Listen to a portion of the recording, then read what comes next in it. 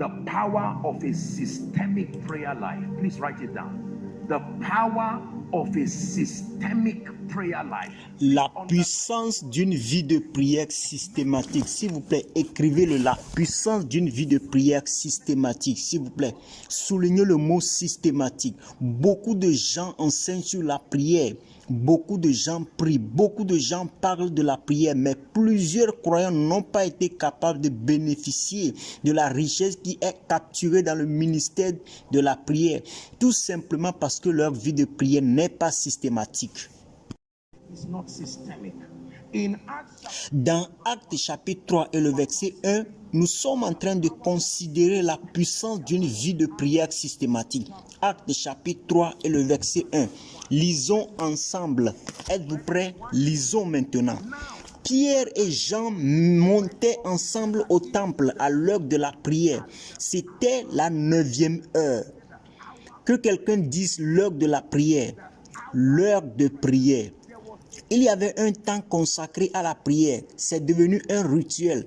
C'est devenu habituel. Ils l'ont même nommé l'heure de la prière. Vous voyez, la puissance de la prière n'est pas juste dans l'activité seule, mais dans la consistance de cette communion. Maintenant, je vous ai enseigné que la prière accomplit beaucoup de choses dans la vie du croyant. Permettez-moi de faire rapidement un récapitulatif pour vous. Il y a 4 choses que la prière accomplit dans la vie du croyant, selon l'Écriture. Numéro 1, la prière est un canal pour la communion et pour la transformation. La communion et la transformation. Je pense que c'est Luc 29, le verset 9, où à peu près la Bible dit: pendant qu'il priait, l'aspect de son visage changeant et son vêtement devint d'une éclatante blancheur. Donc la prière a été donnée principalement comme un outil pour la communion qui culmine dans notre transformation. La transformation est le nom donné au processus qui vous fait ressembler à Christ en expérience. La Bible dit: mes enfants, pour qui j'éprouve de nouveau les douleurs de l'enfantement jusqu'à ce que Christ soit formé en vous. Alors, c'est cela la première mission biblique de la prière, comme outil de communion et de transformation. Numéro 2, la prière est un outil ou une plateforme pour faire des pétitions et obtenir des requêtes. La prière est une plateforme pour faire des pétitions et obtenir des requêtes. La Bible dit dans Marc le chapitre 11, le verset 4, Jésus enseignait sur le sujet de la foi, puis il s'éloigne pour parler de la prière et il dit: c'est pourquoi je vous dis, tout ce que vous demanderez en priant, croyez que vous l'avez reçu et vous le verrez s'accomplir. Donc, il y a une requête de prière qu'on appelle tout ce que. Alors, il dit: tout ce que vous demanderez en priant, croyez que vous l'avez reçu et vous le verrez s'accomplir. Alléluia. Believe that thou receivest them and thou shalt have them. Alléluia. Philippiens chapitre 4 et le verset 6. Nous l'avons lu le plus tôt à ce sujet. Et la Bible dit: ne vous inquiétez de rien, mais en toute chose, faites connaître vos besoins à Dieu par des prières et des supplications, avec des actions de grâce. Ainsi, la prière est une plateforme pour faire des pétitions et obtenir des requêtes. Numéro 3, la prière est une plateforme pour la création et la législation spirituelle. La prière est une plateforme pour la création et la législation spirituelle. Dieu n'est pas la seule personne à qui vous parlez quand vous priez. Dans la prière, vous pouvez parler aux choses. Dans la prière, vous pouvez parler aux esprits. On vous donne la liberté d'utiliser la plateforme de prière et de créer des possibilités. Dans votre vie, sommes-nous ensemble. Vous aurez la plateforme de prière pour créer des possibilités. Même Dieu qui a appelé les choses qui ne sont pas comme si elles étaient. Vous pouvez créer des possibilités spirituelles et vous pouvez faire des décrets. La Bible dit: à tes résolutions répondant le succès, sur tes sentiers brillera la lumière. Il dit que tu décréteras une chose et elle te sera établie. La Bible dit que là où se trouve la parole du roi, il y a de la puissance. Donc la prière est une plateforme qui vous permet de créer des possibilités, programmer des possibilités dans votre vie. Et enfin, la prière est une plateforme pour le combat et l'intercession. La prière est une plateforme pour le combat et l'intercession. Le combat établissant la victoire de Christ sur votre vie et la formulation des forces, les actionnaux des ténèbres qui continuent de combattre les paroles de Dieu sur votre vie. Ce sont entre autres, je crois, les 4 missions bibliques de la prière dans la vie du croyant. Mais voyez-vous, votre vie de prière ne sera jamais riche jusqu'à ce qu'elle soit systématique, jusqu'à ce qu'elle soit systémique. Dans le cas des apôtres, ils avaient appelé cela l'heure de la prière. Et la Bible l'appelle la 9e heure. Dans la vie de Jésus, nous trouvons sa vie de prière. La Bible nous donne une image de sa vie de prière. Dans Marc le chapitre 1, le verset 34, regardez ses oreilles chargées et voyez comment il a pu se tailler une approche systématique de sa vie de prière. Marc 1, commençons notre lecture à partir du verset 34. Marc 1, le verset 34. Aidez-nous médias, s'il vous plaît. La Bible dit, il guérit beaucoup de gens qui avaient diverses maladies. Il chassa aussi beaucoup de démons et il ne permettait pas aux démons de parler parce qu'il le connaissait. Le verset 35, la Bible dit, vers le matin, pendant qu'il faisait encore très sombre, il se leva et sortit pour aller dans un lieu désert où il priait. C'était une pratique habituelle de Jésus parce que sa journée était pleine d'activités. Vous devez imaginer la vie de Jésus. Tout le monde se pressait autour de lui, se déplaçant de ville en ville et il n'avait pas ce temps pour prier dans l'après-midi. Mais tout le matin, c'était une habitude et les apôtres ont également commencé à apprendre cela. La Bible dit, le verset 36, Simon et ceux qui étaient avec lui se mirent à sa recherche. The Bible says Simon and they that were with him followed after him. Jésus n'était pas non seulement un homme de prière, mais il était aussi systémique avec sa prière. Regardez s'il vous plaît, plusieurs croyants n'ont pas été capables d'exceller et profiter de la richesse et des bénédictions qui accompagnent le ministère de la prière, juste parce qu'ils n'ont pas pu créer une approche systématisée à la prière. La plupart d'entre nous sommes indépendants de notre prière ou bien motivés par la réalité d'une situation qui nous défie. Et c'est en ce moment que nous accordons une certaine attention à la prière. Sommes-nous ensemble? Les croyants n'étaient jamais créés pour prier uniquement en cas d'urgence. Les croyants n'ont jamais été créés pour prier uniquement en cas de besoin. Les croyants n'ont jamais été créés pour prier uniquement lorsqu'ils ont un programme. Non, la Bible dit dans Luc 18, le verset 1, que Jésus leur adressa une parabole pour montrer qu'il faut toujours prier et ne pas se relâcher. 1 Thessaloniciens 5, verset 17, il dit de prier sans cesse. Cela ne signifie pas de prier du matin au soir. Cela signifie être consistant dans votre prière. Alléluia. Maintenant, je veux que vous écoutiez très attentivement. Supposons que vous êtes étudiant dans l'une des hautes institutions d'apprentissage ici, en raison de la nature de votre vie et du visage de la vie dans laquelle vous êtes. Vous pouvez en voir un peu de temps de lustre parce que votre objectif sera en grande partie le travail scolaire. Et ensuite, vous avez le luxe du temps. Et il est possible de prier à tout moment. Une fois que vous n'avez pas de cours, vous pouvez avoir une communion fraternelle ou simplement votre temps personnel. Mais maintenant que par la suite, imaginez que ce même étudiant devient maintenant un travailleur, disons dans une société pétrolière et de gaz. Vous utilisez ce modèle étudiant pour prier, ils vont d'abord vous virer du travail. Sommes-nous ensemble? Et quand il vous renvoie, votre vie spirituelle et vos moyens, votre flux de revenus vont se tarir. You have to reinvent a Vous devez réinventer un système qui convient maintenant au contexte actuel de votre vie.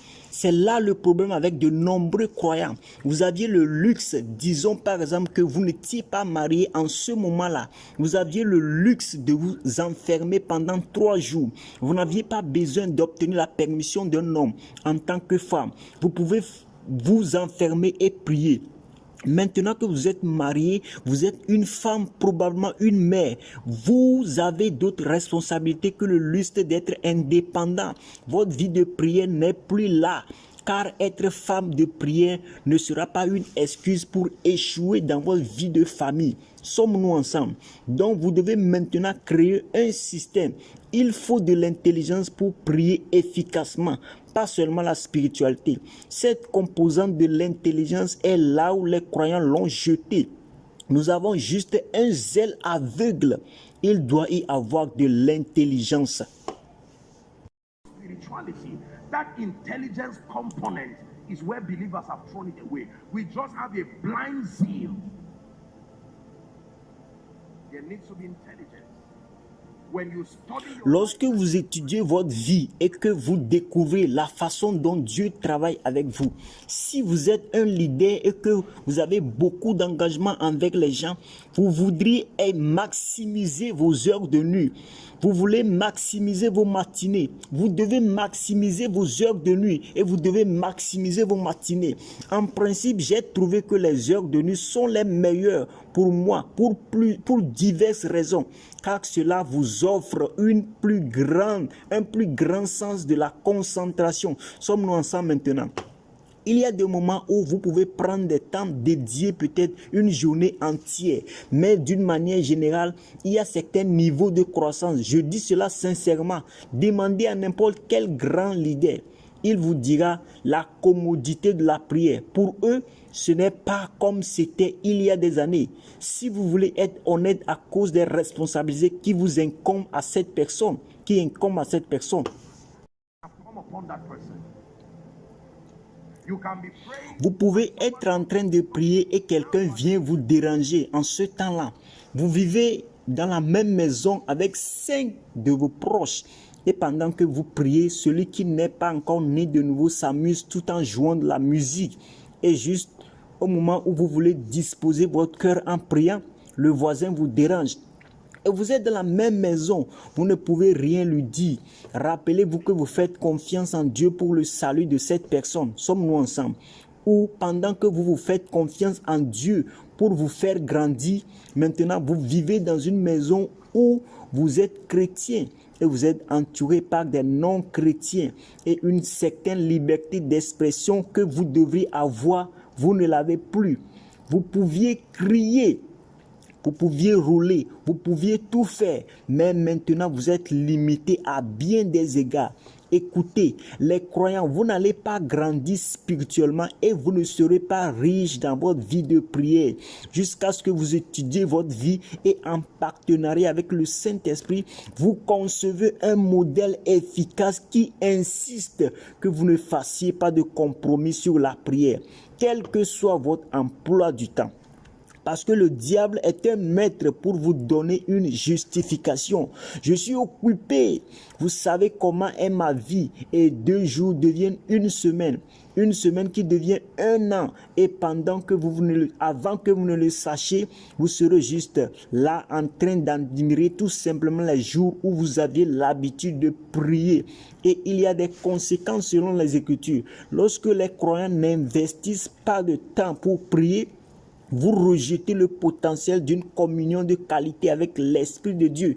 Et puis toutes ces choses que j'ai mentionnées ne seront plus trouvées dans votre vie. Est-ce que quelqu'un apprend?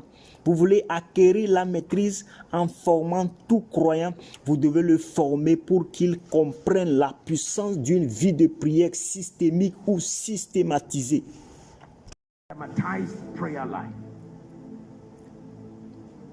There are people who Il y a des gens qui viennent prier et vous savez, ils disent beaucoup de choses infantiles comme par exemple, puisse Jésus meurt Satan. Et c'est la fin de la prière. ou bien ils disent ce que nous savons être la prière du Seigneur. En tant que pasteur d'un ministère, voilà toute votre vie de prière. Non, vous ne pouvez pas marcher de cette façon. Sommes-nous ensemble? Pas étonnant que la vie qui devrait émaner pendant que nous parlons, pendant que nous prêchons et que nous dirigeons n'est pas là. Et vous découvrez qu'il y a beaucoup d'énergie qui se dissipe, mais la composante de vie qui s'enflamme pour une vie de prière riche n'est pas là. Par exemple, vous pouvez entendre un prédicateur prêcher sincèrement, et ce qu'il dit n'est pas un mensonge, sauf que votre esprit témoigne qu'il s'agit de bonnes informations, mais il n'y a pas de vie, et la vie ne peut pas dire voler de haut en bas. Il y a de la force. Laissez-moi vous dire qu'un endroit secret saint ne peut pas être caché. Non, il ne s'agit pas de l'enroulement. Non, il ne s'agit pas de l'enroulement de votre voix. Il ne s'agit pas de l'audition. Il y a une signature de vie qui est sur vos paroles. Vous ne pouvez pas prétendre une vie de prière saine. Non, vous ne pouvez pas agir et prétendre la vie de prière saine. Croyants, écoutez-moi. Zaria, écoutez-moi. Si vous ne comprenez pas la puissance de la prière, vous donnerez au mal le droit et le crédit de régner sur des territoires. Lorsque les hommes ne savent pas prier et soumettre les puissances territoriales, nous parlons de niveau avancé de prière. Là où il ne s'agit pas seulement de besoins. Vous vous tenez comme un sentinelle sur un territoire et insistez pour autoriser les choses qui doivent se produire dans un territoire ou les interdire par l'autorité que vous avez. Sommes-nous ensemble? Oui. Il y a des esprits contrôlants à travers les territoires qui manipulent la pensée des gens, les faisant agir de certaines manières, qui sont l'antéchrist. C'est la responsabilité du croyant sur ce territoire. La Bible n'a-t-elle pas dit dans Matthieu 5, Jésus enseignant du verset 13 à 16, et il dit que vous êtes la lumière et vous êtes la lumière de Zaria. Croyants, écoutez-moi, il dit que vous êtes le sel de la terre. La mission du sel est double. La première est d'ajouter le goût ou la valeur. Le numéro 2, c'est pour préserver. Vous n'êtes pas du sel si vous ne contribuez à rien à travers votre vie de prière. Au nom de Jésus, nous nous tenons ici comme le sel. Les ténèbres ne pleuvront pas sur Zaria. Ce n'est pas seulement lorsque vous vous réunissez en groupe de prière. Ce n'est pas seulement lorsque vous vous réunissez ici à Koinonia. Cela doit devenir un mode de vie pour apporter votre contribution jusqu'à assainir le territoire, pour que les desseins de Dieu trouvent un cours gratuit. Paul dit que je désire venir à vous une fois de plus, mais Satan nous a empêchés.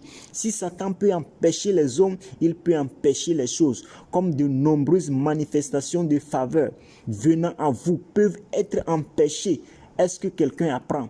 J'ai décidé que mon environnement sera toujours un environnement de véritable avancement, un environnement qui le rend propice au dessein de Dieu pour trouver l'expression. Croyants, écoutez-moi au nom de Jésus. Vous devez avoir une vie de prière systématisée. En tant que père sur votre famille, vous devez avoir une vie de prière systématisée.